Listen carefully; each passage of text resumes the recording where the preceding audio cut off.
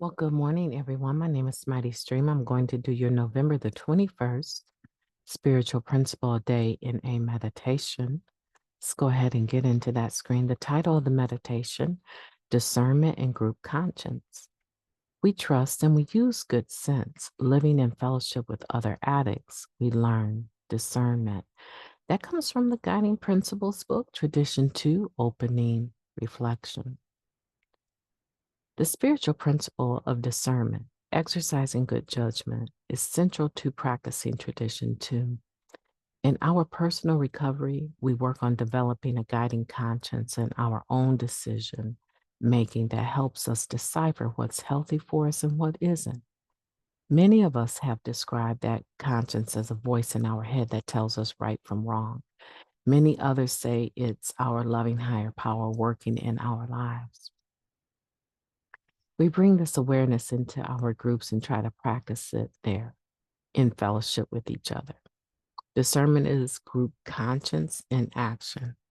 Using it requires some common sense, experience, and hopefully clarity about what's our opinion, what's factual, and what's actually important. Some of our groups develop trust and a collective conscience over time, but we need to stay open-minded as our membership evolves. To sustain our practice of tradition two, we need unity, faith, goodwill, and even more trust. Speaking of trust, discernment helps us choose our trusted servants and guides us in our efforts to be trustworthy as we serve. We create guidelines that outline preferred qualities for particular roles in our groups. These may aid the process, but aren't the whole of it.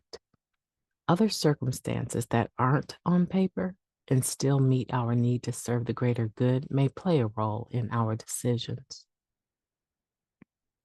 We listen to fellow members, offer qualifications for a position, learn about each other's capacity for effective leadership, and then use discernment expressed through our group conscience to match talent to task.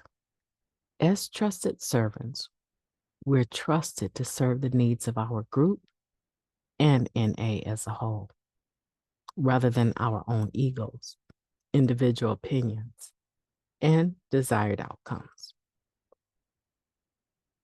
To keep our leaders in check, we are each other's eyes and ears, shining light on one another's blind spots and turning up the volume when we aren't listening carefully. I am committed to serving the greater good. I aim to do so by exercising good judgment, inviting my own conscience to contribute to the groups, and letting go of the outcome. Let's take a moment of silence followed by the we version of the Serenity Prayer. Moment of silence now, please.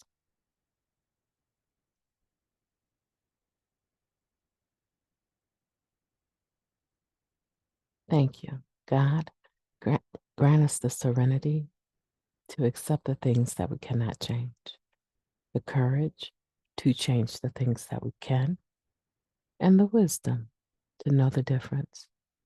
Just for today, please and thank you. So we're talking about discernment, right? And it's important for us to keep in mind that discernment is something that is developed over time. And I know I keep saying that. I keep saying that this is a spiritual principle developed over time. Whatever the topic is, I somehow squeeze that in. And I think the importance of me saying that is that I want for you to know that you won't nail it 100% perfectly all of the time. You're going to learn from your misapplication or your missed opportunity of a spiritual principle. And then in the future, using wisdom, right? And the courage to change, you're going to figure out, okay, discernment. Okay, I could have used that a little bit differently in that particular situation. So now when something similar comes up, you'll be more mindful. I really love that this meditation tells us to go forward in this discernment, but not have to have the results go the way that we want or letting go of the outcome. We use this discernment when we're choosing our trusted servants, when we're serving as trusted servants. It's a very powerful spiritual principle, and people do consider it a voice in their head, and other people say it's a higher power or it's the universe showing me what to do. That's all well and good, but a lot of the times I have found that there was more than one way to handle a situation. And I went with what I thought I was being led to do or to say or to how to vote on a decision. And it didn't work out anywhere close to the way I thought it would.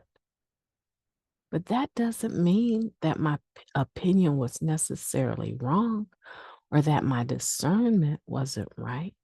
If I believe in group conscience, I believe that everything thrown into the mix, everyone offering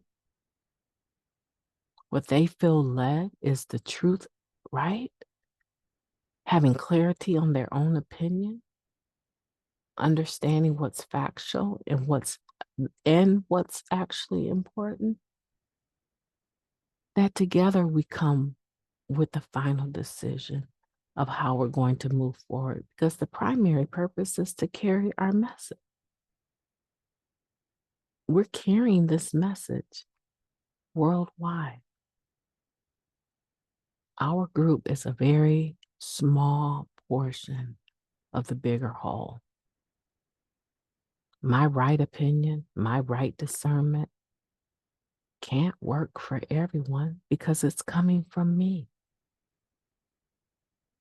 I'm an individual that has been trusted to serve, and spiritual discernment helps me to do that. So today, let's work on developing that and giving ourselves space, right? Love that word. Give yourself space to mature into the spiritual, process or the spiritual principles that we want. Give ourselves room to grow, in other words. Hey, my name is MightyStream. I've enjoyed talking to you today. I hope that you will have a beautiful day on purpose.